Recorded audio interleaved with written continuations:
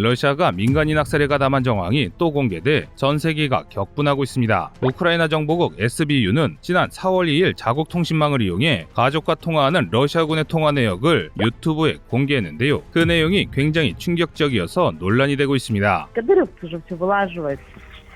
Вон они нахуй всех детей расстреливают, всех нахуй. Они выставили, что там прямо он бежит за ней, за девчонкой-то. Они прям по ногам ей нахуй стреляют.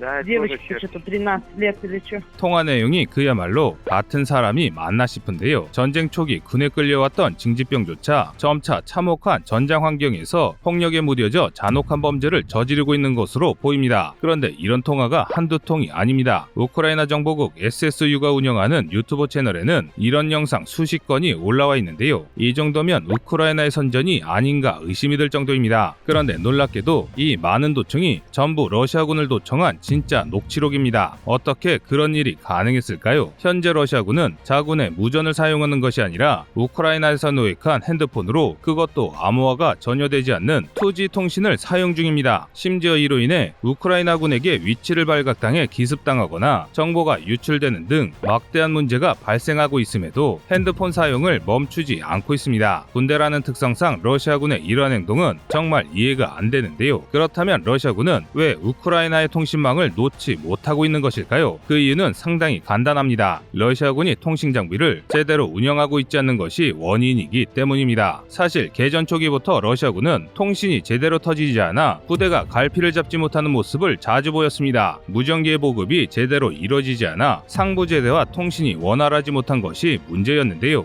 엎친 데 덮친 격으로 어나니머스를 비롯한 전 세계 해커 집단의 공격으로 인해 자신들의 통신국이 마비되면서 그나마 통신용으로 사용하던 핸드폰도 무용지물이 된 것입니다. 그래서 러시아군은 부족한 통신 장비를 보충하기 위해 상용 핸드폰과 상용 무전기, 그리고 우크라이나 현지 주민의 스마트폰 약탈 등으로 군 통신망을 유지했습니다. 물론 러시아군도 무턱대고 전화를 사용한 것은 아닙니다. 나름 보안 대책으로 전화에 사용할 수 있는 암호 장비를 가지고 있었는데요. 하지만 이것은 양쪽이 전부 장착해야 효과를 발휘할 수 있는 암호 장비임에도 러시아군에게 보급이 제대로 이루어지지 않아 제 기능을 발휘할 수 없었습니다. 그래서 러시아군은 암호 장비를 사용하지 않은 채 전화했고, 결국 러시아군의 통신을 감청하던 우크라이나군 저격수에 의해 러시아군 장군이 전사하는 참사까지 불러왔는데요. 그런데도 러시아군은 문제를 개선하지 못하고 있습니다. 또 러시아군이 통신 문제를 겪은 것은 하루 이틀 된 이야기가 아닙니다. 즉 군 자체의 구조가 문제라는 것입니다. 이를 증명하는 사례가 2014년 돈바스 전쟁 중에 있었습니다. 국제적인 인터넷 커뮤니티에 게재된 돈바스 반군의 수기에 의하면 놀랍게도 러시아인들은 통신병 자체를 혐오합니다. 통신병은 총을 들고 싸우지 않는 겁쟁이로 취급한다고 하는데요. 심지어 장교들조차 통신병의 필요성을 느끼지 못해 대대통신대원 18명 중 단 4명을 제외한 전 인원을 전방 소총수로 돌려버렸습니다. 이는 어이가 없다 못해 황당하기까지 한데요. 총성과 포성이 빗발치는 전쟁에서 통신 없이 전투를 한다는 것은 눈가기를 막고 사방으로 총을 난사하면서 싸움에서 이길 생각을 하는 것이나 마찬가지이기 때문입니다. 이런 러시아군의 개념 없는 행동이 전쟁에서 계속해서 패전하는 이유라고 군사 전문가들은 분석하고 있습니다. 그런데 이런 통신 문제는 대한민국이 무시할 만한 이야기가 아닙니다. 대한민국 국군도 아직 통신에 관해서는 부족한 점이 많습니다. 일례로 국군의 주력 무전기로 사용하고 있는 PRC-999K도 현대전에서 쓰기에 부족함이 상당합니다. 특히 가장 큰 문제점은 음성 위주의 무전기에 데이터 통신을 겸한 장비다 보니 한 방향으로만 통신이 가능하다는 것인데요. 쉽게 말하면 무전기를 이용해 데이터를 전송하는 동안 무전 기능을 전혀 사용할 수 없습니다. 이는 현대전에서는 굉장히 치명적이라고 할 수 있는데요. 지금 선진 강국들은 C4I 체계를 운영하고 있습니다. C4I는 지휘정보 체계와 정보 수집 체계, 그리고 통신망으로 구성됩니다. 즉 이제 현대전쟁은 암호화뿐만 아니라 정보 수집 자체도 보안을 유지하고 있습니다. 그런데 한국의 PRC-999K로는 음성 또는 데이터를 절반만 활용할 수 있습니다. 심지어 후방부대를 관리하는 제2작전 사령부 예하에는 아직도 월남전에서 사용하던 PRC-77이 현역으로 쓰이고 있습니다. 주파수 도약 기능조차 없어 도청에 굉장히 취약한데요. 이래서야 미래전은커녕 현대전을 제대로 치를 수 있을지가 의문입니다. 하지만 다행히도 차기 통신 체계인 TICN에서는 이런 단점이 다수 해결됩니다. 통신 속도도 속도도 훨씬 빨라졌고 차기 무전기 TMMR은 데이터와 음성 통신을 동시에 시행할 수도 있습니다. 그런데 문제가 있습니다. 야전에서는 훈련마다 고장이 안 난 무전기를 돌려 쓰느라 바쁜데도 현재대로 무전기 수량이 충분하다는 논리로 보급소에 비해 예산이 턱없이 낮게 배정되어 있기 때문입니다. 세계 6위의 국방력을 갖고 있는 국가의 실상이라고 하기에는 이는 정말 부끄러운 현실인데요. 러시아는 세계 2위의 전투력을 갖고 있는 나라였습니다. 하지만 통신의 중요함을 간과하고 22위의 우크라이나에게 고전하고 있습니다. 지금 한 발의 미사일보다 제대로 된 통신 장비의 확보가 더 시급한 상황입니다.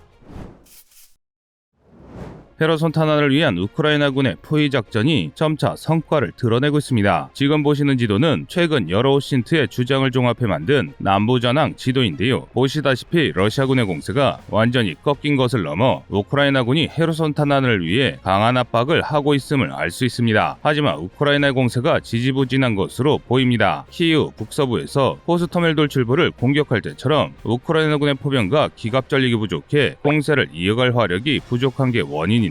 하지만 그럼에도 이대로라면 빠른 시일 내에 노바카호바카의 댐을 점령하고 드네프로강을 건너 헤르손의 후방을 차단할 수 있을 것으로 보입니다. 이렇게 되면 드네프로강 서안에서 활동 중인 러시아군의 보급망을 차단해 큰 교전 없이 러시아군의 항복을 받아낼 수 있습니다. 이는 굉장히 고무적인 성과인데요. 일단 헤르손을 점령하는 데만 성공한다면 마리우폴 인근인 남동부의 자포리자 수비다와 연계해 멜리토폴을 함락하는 게 가능해집니다. 즉 우크라이나는 2월 24일 이전에 영토를 복원할 수 있게 됩니다. 이렇게 되면 마리우폴 역시 구원할 수 있게 됩니다. 동부전선에서 격전을 벌이고 있는 주력군의 숨통을 틔우고 러시아의 공세 전력을 크림과 도네츠크 방어에 투입하게 만들 수 있습니다. 하지만 안타깝게도 우크라이나에게는 그게 다입니다. 많은 분들이 이야기하시는 크림반도와 돈바스의 탈환은 지금 당장은 절대 할 수 없습니다. 이유는 간단한데요. 앞서 말씀드린 대로 우크라이나군의 화력이 절대적으로 부족하기 때문입니다. 현재 우크라이나군의 전력은 개전 직전과 크게 다르지 않을 정도로 상당히 온전하게 보존되어 있습니다. 전쟁 초기 방심한 러시아군의 제한적인 공습을 잘 회피해 전차를 잘 보존했고 이후 시가전에서도 전차를 잃을 일이 거의 없는 데다 그나마 잃은 손실도 지금은 거의 복구했기 때문입니다. 심지어 러시아군의 3세대 전차를 도입해 오히려 일부 사단에서는 기갑 전력을 강화하기도 했습니다. 하지만 우크라이나군의 전차 전력은 애초에 러시아보다 뒤처지는 부식 전력입니다. 적극적인 기동이 필요 없고 후방의 지원을 받을 수 있는 방어전열사라면 이런 전차라도 굉장히 유리하지만 제대로 된 현대전을 수행하기 위해서는 네트워크전을 수행할 수 있는 3세대 이상의 고성능 전차가 필요합니다. 그런데 우크라이나의 현실은 그렇지 않습니다. 문제는 또 있습니다. 우크라이나에는 이런 3세대 전차가 있지도 않지만 3세대 전차를 운영할 인력도 없습니다. 설령 서방이 3세대 전차를 지원한다 할지라도 운영과 정비를 위해 수만의 인력이 수개월간 전환교육을 받아야 할 상황인데요. 현재 우크라이나군의 입장에서 이는 굉장한 출혈입니다. 한시가 급한 상황에 전쟁에 나설 수 있는 일성급 병력을 후방에서 놀려야 하기 때문입니다. 러시아가 우크라이나군을 제압할 수 있는 상황도 아닙니다. 지난 한 달간 러시아가 자랑하던 막강한 기갑부대는 우크라이나 평해의 고철 더미로 전락했고 야전 포병과 야전 방공망 역시 상당한 전력을 상실했습니다. 게다가 서방의 제재로 새로운 무기를 제작하지도 못하고 있는데요. 따라서 러시아군이 동부에서 한두 번 더 공세에 실패해 전력을 잃는다면 우크라이나군을 상대로 버티는 것 이상의 행동은 할 수 없는 상황입니다. 그러니까 우크라이나 남부에서 전쟁 전 잃었던 영토를 회복한 뒤 양국이 크림반도 돈바스를 두고 수개월에서 수년에 걸친 소모전을 할 수밖에 없는 상황으로 지금의 전황이 흘러가고 있는 것인데요. 이에 따라 양국 모두 장기전을 준비하기 시작했습니다. 우크라이나는 서방제 고성능 공격 무기를 얻기 위한 외교 활동을 시작했고 러시아는 중국의 도움을 받기 위해 분주하게 움직이고 있습니다.